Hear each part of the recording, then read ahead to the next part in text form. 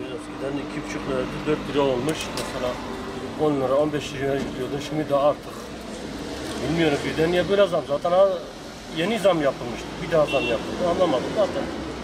Türkiye'nin geneli hep zamla gidiyor. İşçiyim, ben gidiyorum günlük 200 liraya çalışıyorum. Yol parası git gel bilmem ne, bir şey kalmıyor ki. Ben inşaat ustasıyım, demirciyim. Sabahtan akşama kadar güneşin altında çalışıyorum, 200 lira yemeği alıyorum. O da devamlı çalışmıyor. Ayda 20, en fazla 25 bin. 3 çocuk var, okul okuyor.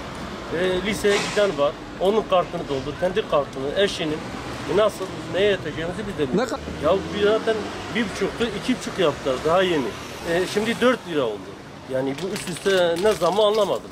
İptal edilmesini istiyoruz tabii ki. Gittikçe hayat zorlaşıyor artık. Nasıl gidip geleceğiz? 2,5'tu, 4 TL'ye çıktı. Zaten kriz var. Biz bu artışın tekrar geri çekilmesini istiyoruz. Asgari ücretle çalışan insanlarız. Hep biz zor şartlarda yaşıyoruz.